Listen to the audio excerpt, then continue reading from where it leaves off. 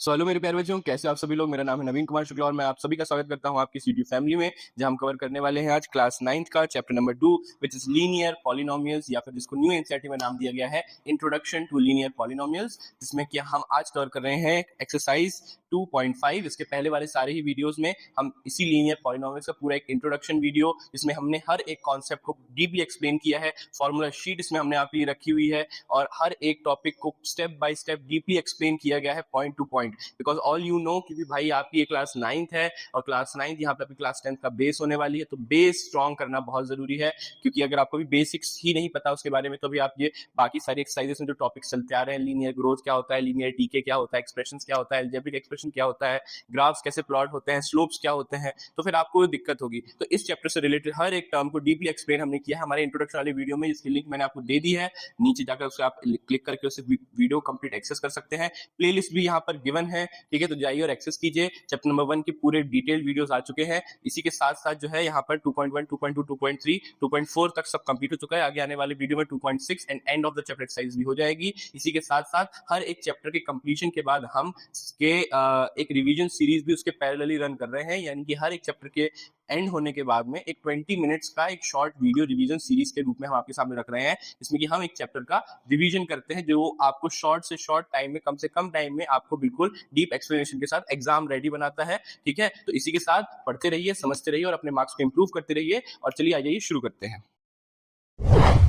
तो बच्चा पढ़ ली, ये देखो, ये रहा आपका क्वेश्चन नंबर 1। इस क्वेश्चन नंबर 1 में आप देखो, आपको यहाँ पर एक लर्निंग प्लेटफॉर्म का एग्जांपल दिया हुआ है। तो हमें एक लर्निंग प्लेटफॉर्म के बेसिस पे क्वेश्चन करना है उसकी सिचुएशन में। तो यहाँ पे लर्निंग प्लेटफॉर्म है, उसकी एक मंथली फिक्स्ड फीस है। क्या है? उस प्लेटफॉर्म की एक मंथली एक फिक्स्ड फीस है और साथ ही साथ उसमें जो है एडिशनल कॉस्ट भी ऐड है। ठीक है, यानी एक फिक्स्ड फीस तो है, इसके साथ में एक एडिशनल कॉस्ट भी है। ठीक है, उसी के साथ यहाँ पर एक स्टूडेंट है, तो स्टूडेंट के बेसिस पर यहाँ पर दो सिचुएशन में हमें क्वेश्चन बना के दिया गया है। सिचुएशन नंबर 1 ये है कि अगर वो स्टूडेंट उस एजुकेशनल प्लेटफॉर्म से 10 मॉड्यूल्स परचेस करता है, एक फिक्स्ड फीस तो है, उसी के साथ साथ अगर वो उसमें जितने भी मॉड्यूल परचेस करता है उसको उसकी एडिशनल फीस देनी पड़ती है। ठीक है, तो यहाँ पर उस स्टूडेंट ने क्या किया है, 10 एडिशनल मॉड्यूल्स परचेस किए हैं, तो उसके लिए उसने टोटल जो बिल पे किया है वो 400 है, मॉड्यूल प्लस जो फिक्स फीस है उसके लिए।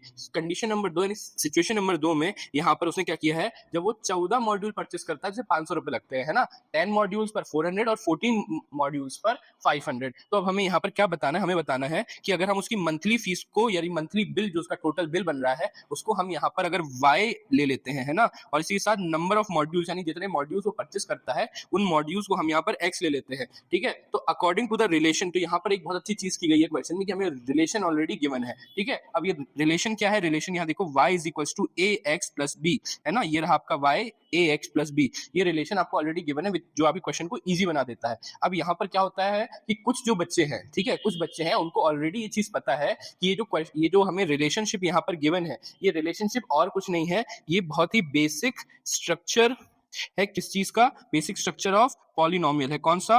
लीनियर पॉलिनोमियल, है ना, यानी ये लीनियर पॉलिनोमियल का एक बेसिक स्ट्रक्चर है ऑलरेडी।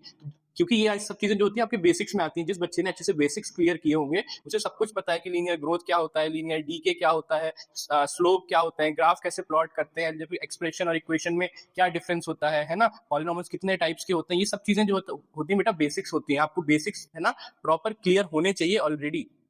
आई बात आपको समझ में? तो आपके बेसिक्स स्ट्रांग होने चाहिए। ठीक है, तो चलिए, अगर आपको बेसिक्स में थोड़ी सी भी दिक्कत है तो हमने यहाँ पर क्या आप लोगों के लिए इंट्रोडक्शन वीडियो क्रिएट किया है फॉर दिस चैप्टर। तो ये चैप्टर का जो इंट्रोडक्शन वीडियो ऑलरेडी बन चुका है, अपलोडेड है, आप जाकर उसे देखिए, इससे आपको बहुत ज्यादा हेल्प होगी फॉर योर बेसिक्स। और क्योंकि 9th आप क्लास पढ़ रहे हैं, तो 9th क्लास ऑलरेडी यहाँ पर क्लास 10th की जो है बेस है, तो अपने बेस को स्ट्रॉन्ग करेंगे तभी क्लास 10th में अच्छे मार्क्स स्कोर कर पाएंगे। तो उसकी तैयारी आपको आज से ही करनी पड़ेगी।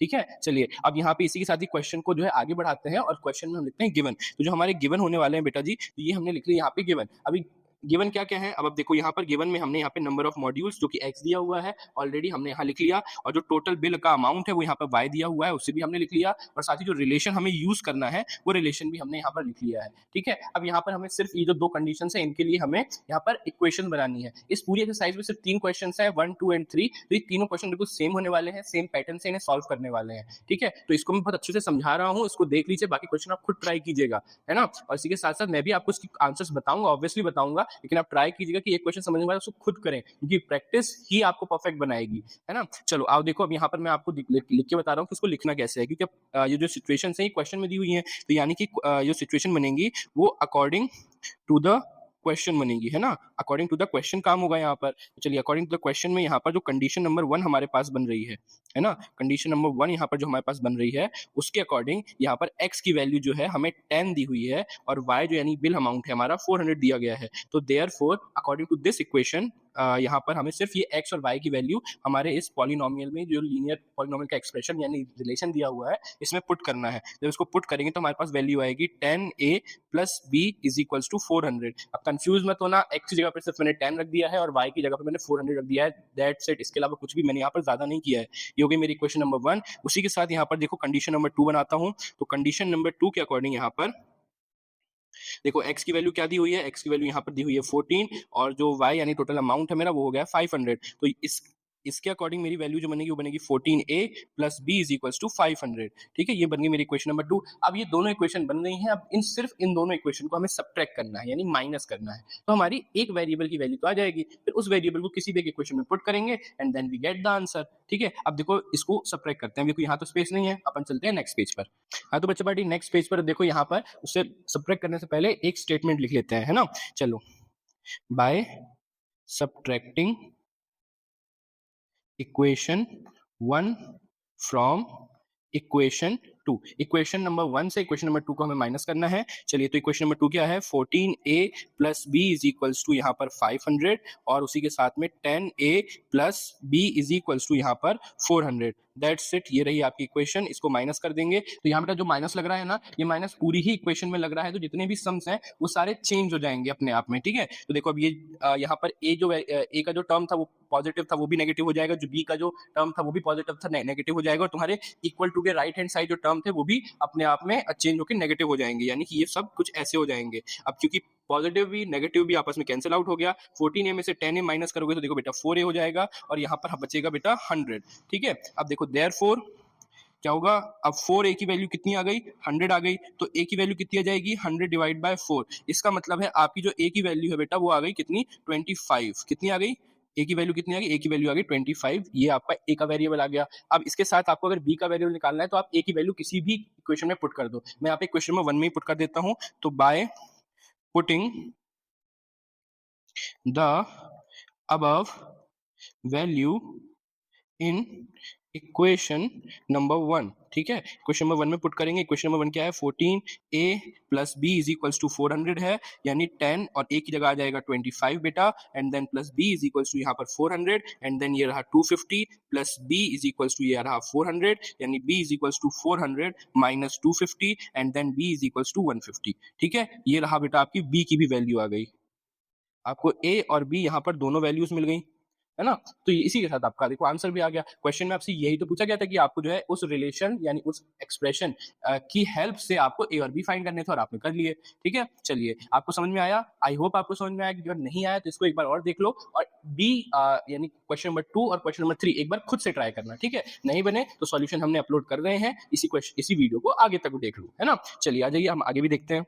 हाँ तो बच्चे लोग ये देखो, ये रहा आपका क्वेश्चन नंबर 2। इस क्वेश्चन नंबर 2 में देखो जो जिम है, यहाँ पर एक जिम का एग्जांपल लिया गया है। तो जिम जो है फीस चार्ज करता है, जिसकी मंथली फीस एक होती है, और साथ ही कुछ वो एडिशनल फीस भी लेता है, यानी महीने की तो एक फिक्स फीस लेता ही लेता है, उसके साथ एक एडिशनल फीस भी लेता है। जो एडिशनल फीस लेता है ना बेटा, वो एडिशनल फीस वो लेता है अपने बैडमिंटन कोर्ट के लिए यूजिंग पर आवर, यानी वो एक जिम की फीस मंथली जो फिक्स रहती है, और आप कितने घंटे उस जिम के बैडमिंटन कोर्ट में बैडमिंटन खेलते हो उसकी भी वो अलग से फीस चार्ज करता है आपसे, है ना। ठीक है, तो यहाँ पर भी एक जिम का एक स्टूडेंट है, उसके अकॉर्डिंग यहाँ पर क्वेश्चन को यहाँ पर क्रिएट किया गया है। उसकी भी यहाँ पर टोटल 2 सिचुएशंस दी गई हैं। सिचुएशन नंबर 1 में यहाँ पर वो बच्चा क्या करता है, जब वो महीने में 10 आवर्स उस बैडमिंटन कोर्ट को यूज करता है, 10 आवर्स यूज करता है, तो उसका बिल जो होता है वो 800 रुपए होता है। वहीं अगर वो उसी बैडमिंटन कोर्ट को 15 आवर्स यूज करता है, ये सिचुएशन नंबर 2 है, तो उसका बिल जो होता है वो 1100 रुपए हो जाता है। कितना हो जाता है, 1100 रुपए हो जाता है। ठीक है, और यहाँ पर भी सेम चीज हमें बताई गई है कि यहाँ पर जो मंथली बिल है उसको y मान लीजिए, और वो कितने घंटे उस बैडमिंटन कोर्ट को यूज कर रहा है, तो उस नंबर ऑफ आवर्स को आप क्या ले लीजिए, आप जो है यहाँ पर x ले लीजिए। ठीक है, फिर सेम यहाँ पर भी रिलेशन दिया गया है। कौन सा relation, y is equal to X plus B, यहाँ पर इसको यहाँ पर रिलेशन बोला गया है, लेकिन एक बहुत बेसिक स्ट्रक्चर है लीनियर पॉलिनोमियल्स का। तो उसी लीनियर पॉलिनोमियल के स्ट्रक्चर की हेल्प से हमको यहाँ पर क्या करना है, इस क्वेश्चन के सॉल्यूशन यानी आंसर को हमें निकालना है, जिस और वैल्यूज किसकी निकालनी है, यहाँ पर ए एंड बी की वैल्यूज निकालनी है। ठीक है, तो बिना किसी देरी के इसको शुरू करते हैं। शुरू करने से पहले यहाँ पर लिख लेते हैं इसके गिवन क्या होने वाले हैं। तो बच्चा पार्टी ये है इस क्वेश्चन के गिवन। तो गिवन में हमने यहाँ पर बिल, जिसको वेरिएबल हमने y माना है, और नंबर ऑफ आवर्स जो कि हम बैडमिंटन कोर्ट को यूज करेंगे उसको हमने x ले लिया है, और साथ ही जो एक्सप्रेशन हमें यूज करना है हमने उसे भी ले लिया है। ठीक है, चलो आओ अब यहाँ पर भी सेम चीज करनी है अकॉर्डिंग टू क्वेश्चन। दो इक्वेशन बनाओ, दोनों इक्वेशन को आपस में सब्ट्रैक्ट करो। सब्ट्रैक्ट करने के बाद में एक वेरिएबल की वैल्यू ऑलरेडी आ जाएगी, उस वैल्यू को किसी भी इक्वेशन में पुट करो and then you get the answer. ठीक है, चलो आ जाओ यहाँ पर देखो। अब इसके बाद में यहाँ पर हम करेंगे according to the question. According to the question क्या होने वाला है, अकॉर्डिंग टू द क्वेश्चन यहाँ पर कंडीशन नंबर 1 क्या बनेगी, कंडीशन नंबर 1 यहाँ पर क्या बनेगी बेटा, कंडीशन नंबर 1 में देखो x की वैल्यू हमें कितनी दी हुई है, 10 आवर्स दी गई है, और y की वैल्यू कितनी दी गई है, 800 रुपए दी गई है ना। वैसे ही अब अगर मैं इन्हीं वैल्यूज को x और y को जो रिलेशन हमें ऑलरेडी दिया हुआ है ये वाला, इसमें मैं पुट कर देता हूँ, तो मुझे वैल्यू क्या मिल जाएगी, अब मुझे वैल्यू यहाँ पर मिल जाएगी 10a plus b is equals to 800, है ना। ये रही मेरी इक्वेशन नंबर 1। ठीक है, दैट्स इट। यहाँ पर मैं कंडीशन नंबर 2 लगाता हूँ। ठीक है, कंडीशन नंबर 2 क्या लगेगी यहाँ पर, कंडीशन नंबर 2 देखो x की क्या वैल्यू है, x की वैल्यू यहाँ पर 15 है, और y में कितने रुपए हो जाएंगे, उसमें हो जाएंगे 1100 रुपए। तो इसी के अकॉर्डिंग मेरे पास जो इक्वेशन बनेगी, पुट करूंगा अगर मैं वैल्यूज को, तो 15a plus b is equals to 1100। ठीक है, यही वैल्यू बनेगी, सिंपल है ना। चलो अब देखो आगे दोनों इक्वेशन बन गई, दोनों को करेंगे सब्ट्रैक्ट एंड देन आंसर निकालेंगे। ठीक है, अब देखो इस पेज में तो स्पेस नहीं है, चलो अगले पेज पर। चलो अब क्योंकि अब हमें इसे सब्ट्रैक्ट करना है, तो सब्ट्रैक्ट करने से पहले एक लिख लेते हैं statement, by subtracting equation 1 from equation 2, है ना, क्या from equation 2।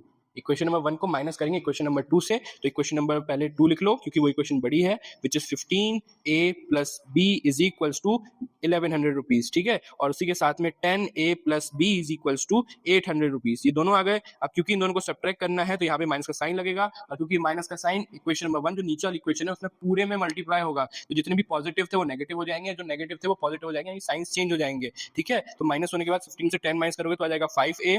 ठीक है, ये भी माइनस हो जाएगा, तो प्लस में से माइनस कैंसिल आउट हो जाएगा, एंड देन यहाँ पर बचेगा 300, है ना। कितना बचेगा, 300, 11 में से 800 गया, 300 बचा, यानी इसी के साथ देयरफॉर आपको वैल्यू क्या मिलेगी, 5a इज इक्वल्स टू 300। इसका मतलब है कि a is equals to 300 divide by 5 हो जाएगा, यानी कि आपकी जो a की वैल्यू है वो हो जाएगी 60 रुपए। कितनी आ जाएगी, वो a की वैल्यू आ जाएगी यहाँ पर 60 रुपए। ठीक है, ये रहा आपके ए की वैल्यू, है ना। अब यहाँ पर देखो कि अब मैं क्या करूंगा, इसी ए को किसी भी इक्वेशन में पुट करूंगा and then we get the answer. चलो आ जाओ। ठीक है, तो यहाँ पे स्टेटमेंट लिख लेते हैं कि क्या, by putting values in the equation 1 में पुट कर देते हैं। 10 a की क्या वैल्यू है बेटा, 10a plus b is equals to 800, यही है आपकी वैल्यू इक्वेशन नंबर 1 की। तो 10 में a की जगह पे आप पुट करेंगे 60 and then plus b is equals to 800। ठीक है, यानी कि हो जाएगा 600 plus b is equals to 800 and then b is equals to 800 minus 600, यानी कि b की वैल्यू कितनी हो जाएगी, b की वैल्यू हो जाएगी 200। ठीक है, that's it, you now you get the answer.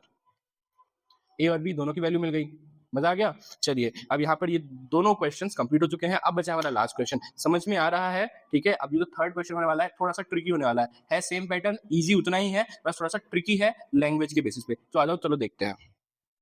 हाँ, तो सभी लोग अब यहाँ देखो, अब ये थर्ड क्वेश्चन जो हमारा होने वाला है, ये थर्ड क्वेश्चन भी उतना ही सिंपल है, उतना ही इजी है, और सेम कॉन्सेप्ट सेम बेसिस पर है जैसा कि जो लास्ट क्वेश्चन है। ठीक है, बस यहाँ पर क्या थोड़ा सा लैंग्वेज का इशू है, क्योंकि लैंग्वेज को थोड़ा सा डिफिकल्ट कर दिया गया है, और डिफिकल्ट भी नहीं है, बस थोड़ा सा ट्रिकी कर दिया है। समझ पाओ तो समझ जाओ, ऐसी वाली बात है। अब देखो इसको क्या है कि यहाँ पर जो हमें रिलेशनशिप बिटवीन टेम्परेचर दिया, अब तुम्हें पता होगा कि जो टेम्परेचर होता है उसकी कई सारी यूनिट होती है। उसकी ऐसा यूनिट होती है वो केल्विन होती है ना, एक यूनिट डिग्री सेल्सियस होती है, और एक यूनिट डिग्री फ़ारेनहाइट भी होती है। 3 यूनिट्स होती हैं। ठीक है, और तीनों की जो होती है वैल्यूज जो होती है डिफरेंट डिफरेंट होती है, नापने का तरीका अलग अलग होता है। ठीक है, तो यहाँ पर उन्होंने क्या किया है, सेम टेम्परेचर को डिग्री फ़ारेनहाइट में भी दिया है और डिग्री सेल्सियस में भी दिया हुआ है। तो ये चाह रहे हैं कि हम क्या करें, एक इक्वेशन बनाएं और उसको जो है टेम्परेचर की जो डिफरेंट यूनिट होती है, डिग्री सेल्सियस और डिग्री फ़ारेनहाइट, उनके बीच में हम एक रिलेशनशिप बनाएं। क्या बनाएं? इनके बीच में हम एक रिलेशनशिप स्टैब्लिश करें। ठीक है, then which is given by the, ये हमें यहाँ पर इक्वेशन भी दी हुई है। अच्छा, अभी थोड़ी देर पहले देखो यहाँ पर इक्वेशन क्या दी हुई है, degree Celsius is equal to a degree Fahrenheit plus b. क्या दिया हुआ है? Degree Celsius is equal to a Fahrenheit is plus b. अब ये क्वेश्चन आपको दी हुई है ना, ये क्वेश्चन आपको दी हुई है। अब आप थोड़ा ध्यान से सोचो, अभी जस्ट 2 क्वेश्चन पहले, यानी 2 क्वेश्चन जो आप अभी करके आ रहे हो, वहां क्या क्वेश्चन दे रहे थे? वहां क्वेश्चन दे रहे थे y is equal to A x plus B, है ना, ये क्वेश्चन दे रहे थे। और अभी आपको यहाँ पर ये क्वेश्चन दे दी, कुछ सेम सेम नहीं लग रहा है ना, क्योंकि सिर्फ y की जगह पे उन्होंने डिग्री सेल्सियस रख दिया और x की जगह पे यहाँ पे डिग्री फ़ारेनहाइट रख दिया है, दैट्स इट, है ना। यानी ये भी आपका लीनियर एक्सप्रेशन ही है। अब आपको समझ में आ गया होगा कि बिल्कुल क्वेश्चन सेम ही है, सिर्फ यहाँ पर थोड़ी सी ट्रिक लगा दी गई है। ठीक है, चलो अब इसी को सेम बेसिस पे सॉल्व करना है।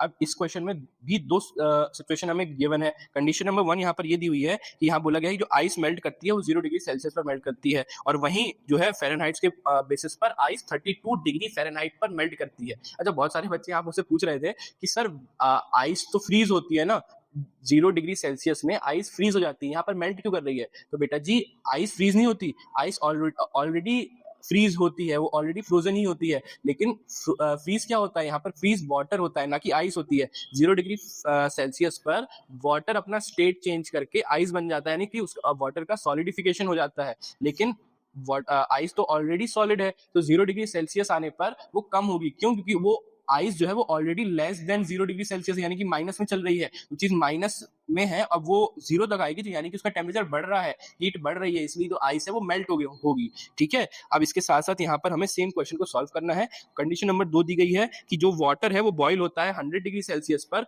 और साथ ही साथ अगर उसको हम डिग्री फ़ारेनहाइट में लिखते हैं तो होता है 212 डिग्री फ़ारेनहाइट। ठीक है, क्वेश्चन कंडीशन सेम है। चलो आज को करते हैं, सबसे पहले लिखते हैं इसका गिवन, है ना। तो बेटा जी, ये रहे आपके इस क्वेश्चन के गिवन, जिसको हमने लिख लिए हैं। ठीक है, अब से क्योंकि इसके हमने गिवन लिख लिए हैं, तो चलो आज इसको सॉल्व करते हैं, इक्वेशंस बनाते हैं अकॉर्डिंग टू द क्वेश्चन, है ना। तो यहाँ पे स्टेटमेंट लिख लेते हैं कि according to the question, according to the question यहाँ पर जो कंडीशन नंबर 1 हमारी बनेगी, कंडीशन नंबर 1 यहाँ पर क्या बन जाएगी हमारी, जो डिग्री सेल्सियस की वैल्यू है वो 0 दी गई है, और जो डिग्री फ़ारेनहाइट की वैल्यू है वो हमें दी गई है कितनी, 32, है ना। तो इसी के हिसाब से जो मेरी इक्वेशन बन जाएगी वो बन जाएगी 32a plus b is equals to 0। ठीक है, 32a plus b is equals to 0, ये बन गई मेरी इक्वेशन नंबर 1। एंड देन इसी के साथ में अगर मैं यहाँ पर जो है कंडीशन नंबर 2 बनाऊं, तो यहाँ पर डिग्री सेल्सियस की वैल्यू कितनी दी गई है, 100, और डिग्री फ़ारेनहाइट की कितनी दी गई है, 212, है ना। कितनी दी गई है बच्चों, 212 यहाँ पर दी गई है ना। अब देखो, ये हो गई मेरी इक्वेशन नंबर 2। अब मुझे अगेन इन दोनों को सब्ट्रैक्ट करना है। सब्ट्रैक्ट करने के लिए चलते हैं अब नेक्स्ट पेज पर। तो बच्चों पार्टी, अब यहाँ पर हम करेंगे इसको सब्ट्रैक्ट करने से पहले एक स्टेटमेंट लिख लेते हैं, by subtracting equation 1 from equation number 2। Equation number 1 से इक्वेशन नंबर 2 को हम सब्ट्रैक्ट कर लेंगे। तो यहाँ पर इक्वेशन नंबर 2 क्या है हमारी, इक्वेशन नंबर 2 है हमारी 212 a plus b is equals to 100, और इक्वेशन नंबर 1 क्या है, 32a plus b is equals to 0, है ना, इज इक्वल्स टू 0। अब इसको हमें करना है माइनस, तो अब क्योंकि यहाँ पर जो माइनस होगा वो नीचे की पूरी इक्वेशन में मल्टीप्लाई होगा, तो यहाँ पर सबके साइन चेंज हो जाएंगे, है ना, सबके साइन यहाँ पर चेंज हो गए। अब 112 में से 32 जाएगा तो बचेगा 180, a प्लस बी में से नेगेटिव बी कैंसिल आउट हो जाएगा, और अगर 100 में से 0 माइनस करेंगे तो 100 ही बचेगा। ठीक है, यानी कि आपके पास जो इक्वेशन बनेगा वो बनेगा 180a इज इक्वल्स टू 100, यानी कि a is equals to 100 upon 180 होगा। इसको कैंसिल आउट करोगे, 2 से काटोगे तो बचेगा 5, और यहाँ पे बचेगा 9, यानी कि आपका जो a की वैल्यू क्या आ जाएगी, 5 अपॉन 9। ये रही आपकी a की वैल्यू। ठीक है, ये रहा आपका आंसर। पक्की बात। चलो अब यहाँ पर क्योंकि a आ गया, तो अब इसी को भी किसी भी इक्वेशन में वैल्यू पुट करोगे, आपका आंसर फिर से आ जाएगा। चलो आ जाओ, देख लो एक बार फटाफट। अब चलो पुट करेंगे, तो फिर by putting above value in equation number 1, equation number 1 में पुट करूंगा अगर मैं इस वैल्यू को, तो हो जाएगा 32a plus b is equals to 0, तो 32 into 5 upon 9 plus b is equals to 0। अब क्योंकि 32 जो है 9 से कैंसिल आउट नहीं हो रहा है, इसको कर देंगे 5 से मल्टीप्लाई, 5 से मल्टीप्लाई कर देंगे तो आ जाएगा 160 upon 9 plus b is equals to 0। अब क्योंकि ये 160 अपॉन 9 एक पॉजिटिव टर्म है और ये प्लस में है, तो वहां जाएगी तो माइनस में हो जाएगी, यानी कि b is equals to minus 160 upon 9। ये हो गई आपकी वैल्यू, यहाँ पर हमें मिल गई। तो यहाँ पर हमें क्या हो गया, ए और बी दोनों की वैल्यू हमें मिल गई है ना, ए और बी दोनों की ही वैल्यू हमें यहाँ पर अच्छी तरह से मिल गई है। तो क्या यहाँ पर हो गया आंसर कंप्लीट? तो अभी नहीं हुआ मेरे बच्चे, आंसर कंप्लीट नहीं हुआ, अभी आपको इसकी एक रिलेशनशिप बनानी है। क्या बनानी है? अभी आपको इसकी एक रिलेशनशिप बनानी है जो क्वेश्चन में बोला गया था। रिलेशनशिप क्या फॉर्म करनी है? आपको यहाँ पर ए और बी की वैल्यू मिल गई और इसी के साथ जो है आपको एक रिलेशनशिप का एक्सप्रेशन दिया गया था, है ना, विच इज क्या था, degree Celsius is equals to a degree Fahrenheit plus b. तो उसी में आपको जो है ए और बी की वैल्यू पुट कर देनी है, आपका आंसर बन जाएगा। तो चलो अब मैं वो भी आपको बनाकर दिखा देता हूँ। बाय एक्सप्रेसिंग रिलेशनशिप, है ना, बाय एक्सप्रेसिंग रिलेशनशिप। अब देखो कि इसको एक्सप्रेस कैसे करना है। तो आपकी जो इक्वेशन थी क्या थी, degree Celsius is equals to a degree Fahrenheit plus B, है ना, यही आपकी इक्वेशन थी यहाँ पर। तो ये इक्वेशन हमने जो है यहाँ पर नोट डाउन कर ली, ठीक है। अब ये इक्वेशन नोट डाउन कर ली हमने, तो हम इसको यहाँ पे आपके लिए मार्क कर देते हैं। अब देखो अब यहाँ पर क्या काम करना है, आपको सिर्फ ए और बी की वैल्यू पुट कर देनी है ना। तो ए और बी की वैल्यू पुट करने के लिए यहाँ पर हम बता देते हैं कि where a is equals to 5/9 and यहाँ पर जो b हो रहा है वो हो रहा है -160/9, ये वैल्यूज है। तो बस इनको पुट कर दो, आप इसको पुट करोगे आपके पास वैल्यू आ जाएगी degree Celsius is equals to, यहाँ पर वैल्यू आ गई आपकी 5/9 डिग्री फ़ारेनहाइट प्लस आपका जाएगा माइनस का 160/9, ठीक है। इसको अच्छे से लिख लो, इसको अच्छे से लिख लोगे आप तो आपके पास आ जाएगी 5/9 डिग्री फ़ारेनहाइट और -160/9 is equals two degree Celsius, ठीक है। ये रहा आपका रिलेशन, ये रहा आपका रिलेशन, यहाँ पर आपका रिलेशन बन चुका है, ठीक है। कोई दिक्कत हुई यहाँ तक? आ गया आंसर? आंसर बिल्कुल सही और सटीक आपका करेक्ट आंसर आ चुका है। हाँ तो बच्चों पार्टी यहाँ पर होती है आपकी एक्सरसाइज 2.5 फिनिश। अब क्योंकि आपकी एक्सरसाइज 2.5 फिनिश हो चुकी है, इसी के साथ अब सिर्फ यहाँ पर इस क्वेश्चन में एक्सरसाइज 2.6 बची है और साथ ही साथ एंड ऑफ चैप्टर एक्सरसाइज बचे हैं। बाकी सब कुछ इसमें कंप्लीट हो चुका है। इसकी प्रीवियस एक्सरसाइज लाइक 2.1, 2.2, 2.3, 2.4 आ चुकी है, उसे भी जाकर देख लो। इसके साथ साथ क्वेश्चंस को अच्छे से समझने के लिए, अच्छे से लर्न करने के लिए, दिमाग में बैठाने के लिए मैं फिर कहता हूँ बेसिक्स बहुत ज्यादा जरूरी है। तो बेसिक्स को बिल्कुल मत भूलना। थोड़ी सी भी डाउट है, थोड़ी सी भी दिक्कत है और मेरा एक्सप्लेनेशन आपको समझ में आता है, अच्छा लगता है, तो जाकर के वो इंट्रोडक्शन वीडियो जरूर देखो जिसमें हमने डिटेल में हर एक कॉन्सेप्ट को क्लियर किया है, डिटेल में हर एक नोट्स को समझा है, डिटेल में उसकी फॉर्मूलाज जो भी इसमें लगते हैं, वो जो भी ट्रिक्स लगती है, जो भी टिप्स लगती है, वो सबको हमने डिस्कस किया है। हर एक टर्म, हर एक चीज, अगर आपको अभी भी कोफिशिएंट टर्म्स, वेरिएबल, इनमें भी कोई भी दिक्कत है तो जाकर आप उसे देखो, चेक करो और पढ़ो, ठीक है। हमारे लायक कोई भी आपके पास में सजेशन हो या फिर आपको कुछ पर्टिकुलर कोई चीज पढ़नी हो तो उसको हमें बताइए, हम उसे आपके साथ जरूर शेयर करेंगे। इसके साथ साथ हमारे वीडियो को लाइक कीजिए, हमारे चैनल को सब्सक्राइब भी कीजिए और साथ ही साथ पढ़ते रहिए, धूम मचाते रहिए और देखते रहिए learn words. Thank you so much.